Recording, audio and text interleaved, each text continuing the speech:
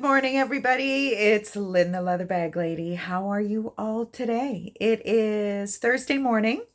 It's probably been over a week since I've spoken to you.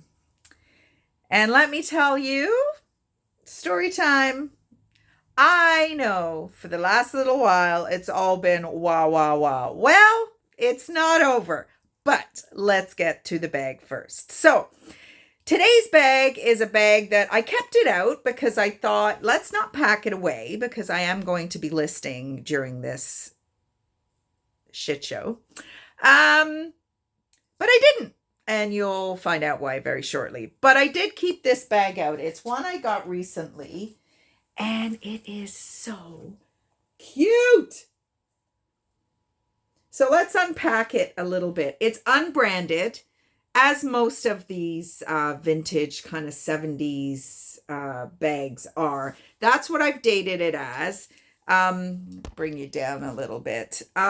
It's a hobo shape, this kind of half moon, but it has this kind of look on the one side and then this look on the other. It's almost like, like the starburst, if that was a sun. I don't know. That's what it speaks to me. But that way you can choose. I like this side, to be honest.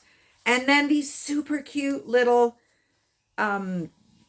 really heavy construction on that. Just awesome. What's that noise?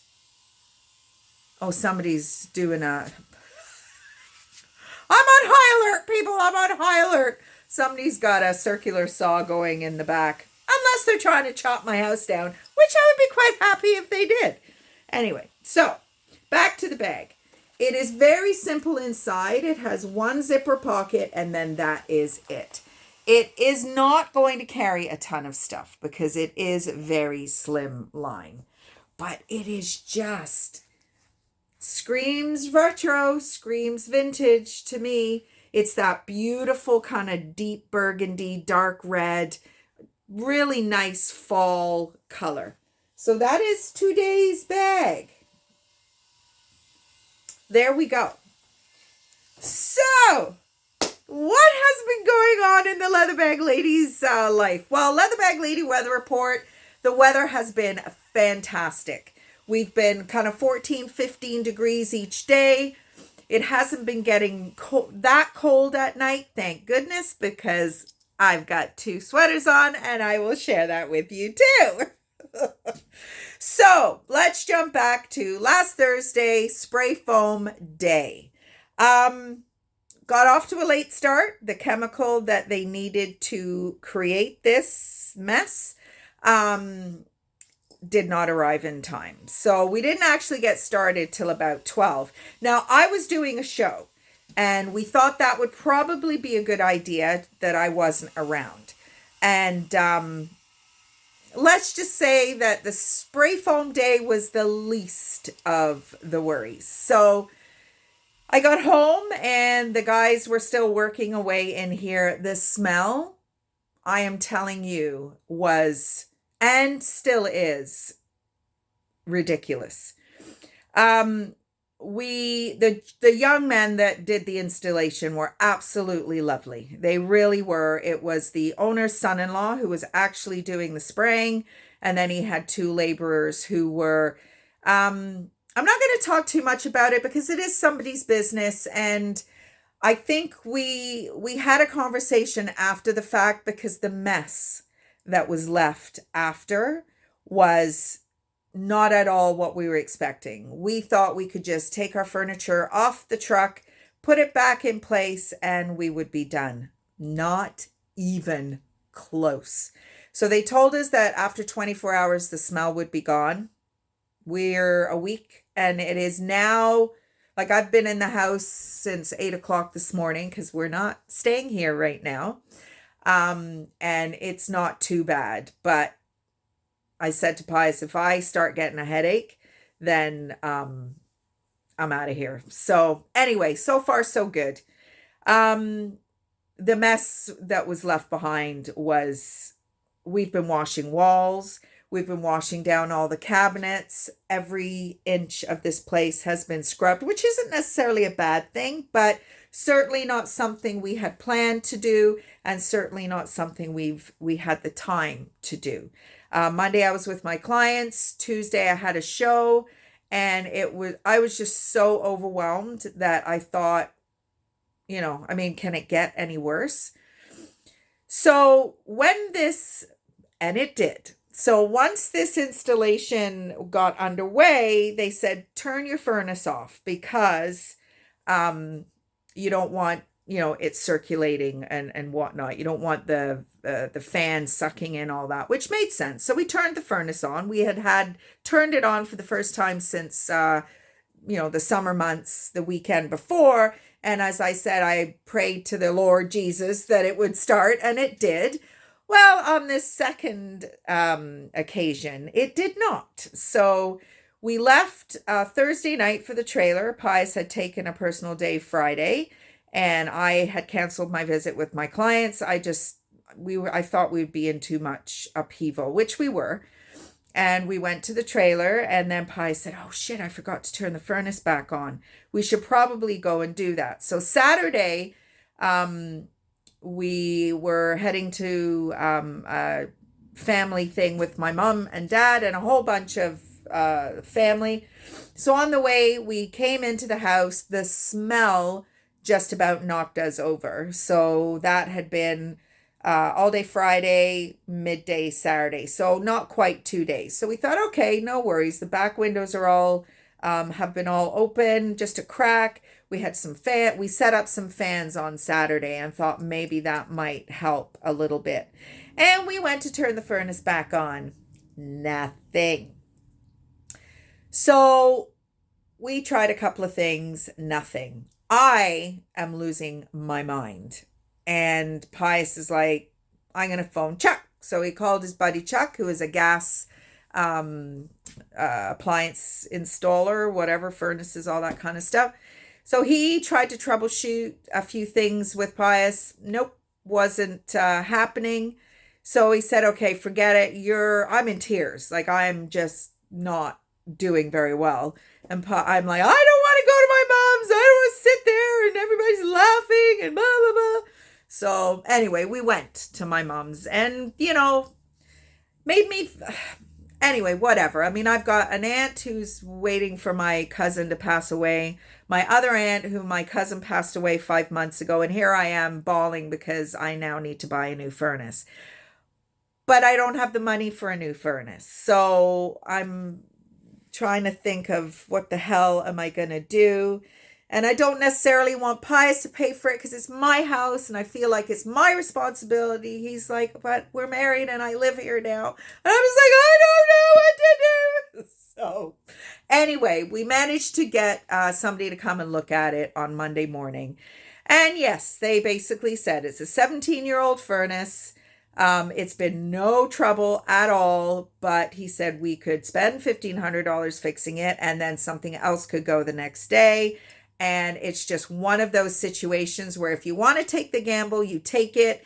If you don't, and I mean, if I'd had $1,500 to spare, I probably would have taken the gamble, but I didn't. So we talked about it and we robbed Peter to pay Paul, and we gathered up the money for this new furnace, which is being installed next week.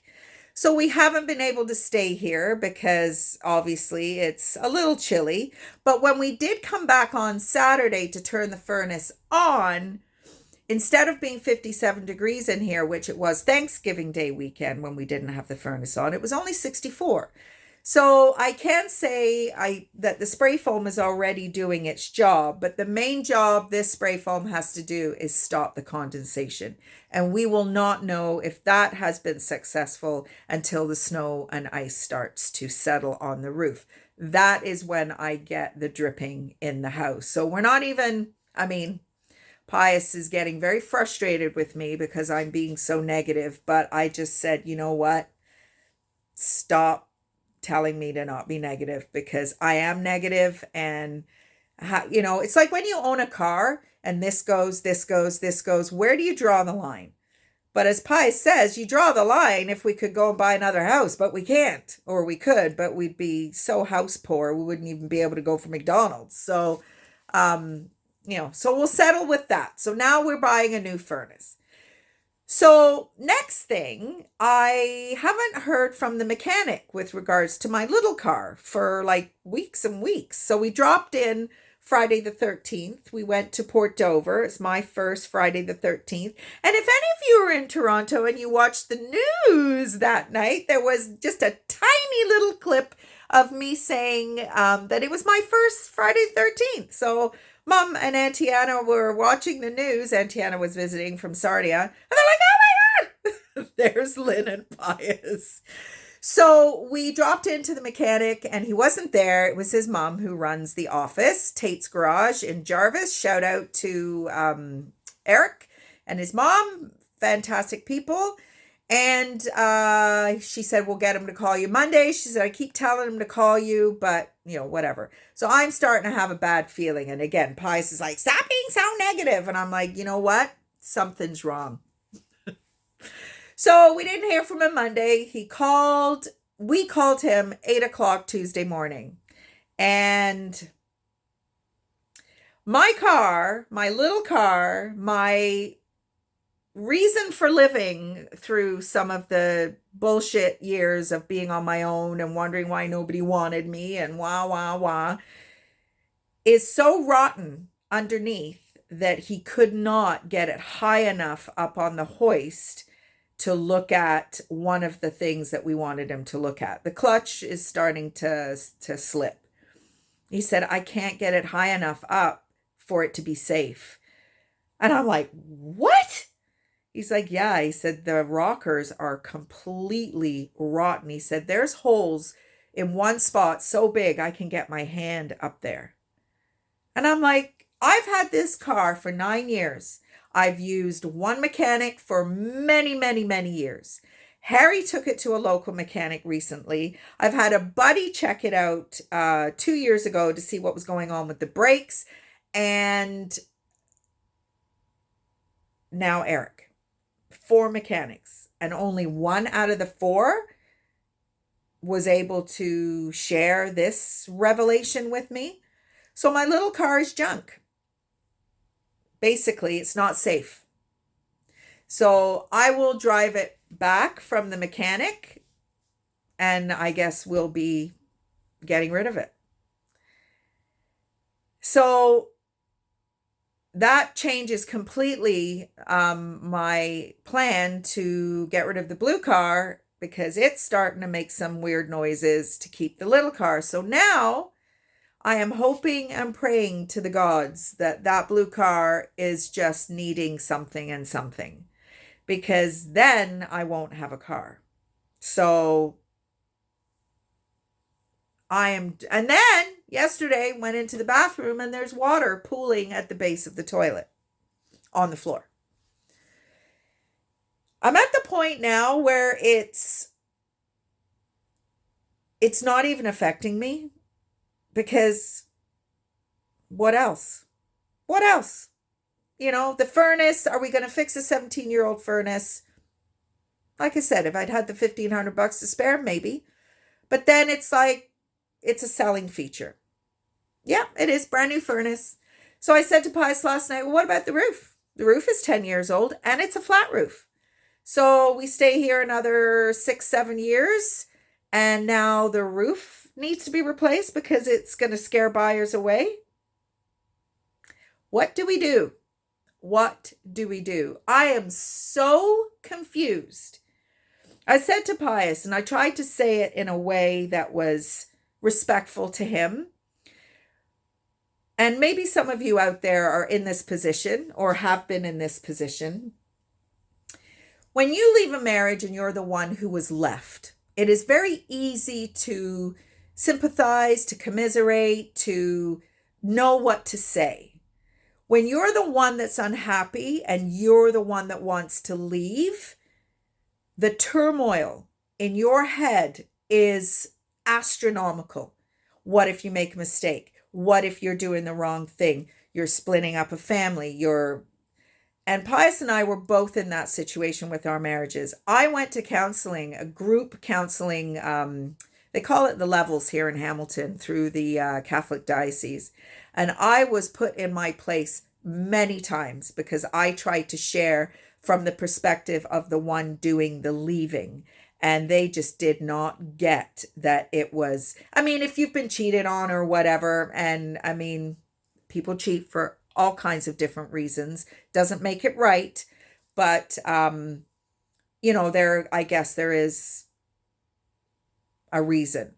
But I mean, I left my marriage because I wasn't happy and I didn't see it getting any better. And it was the best thing I ever did. But I could not make that decision. I made it and then I kept going back and forth and back and forth. And at one point I said to my ex-husband, please don't take me back. Please don't. Because I clearly can't make a decision. And that is the point where I had to say to Pius, this is how this feels with this house. I feel so strongly that I don't want to be here anymore. I don't want to deal with another leaky toilet. I don't want to deal with another broken down washer dryer. I don't want to deal with any of it. But I am so scared to make the decision to leave because once we're out of this housing market in Ontario, we're not coming back to home ownership as we know it because that will be done. I mean, the house prices are so astronomical. And I mean, we were looking in Nova Scotia, as you know. We kind of gave it a break because my parents asked us not to, but we're back now looking and the prices are just going up and up there too. And I said to Pius, if we leave this too long, we're going to be priced out of both markets. And I don't care about owning a home. I don't really. But I'll be damned if I'm paying for somebody else's kids to go through university in renting. So we've been trying to look at alternative ideas. My girlfriend Lori has the most beautiful modular home, but those parks, those areas are too far from Pius's work. The internet is garbage. I need the internet to do my job. There'll be no storage for bags. There's always a reason why it comes back to here being the best solution.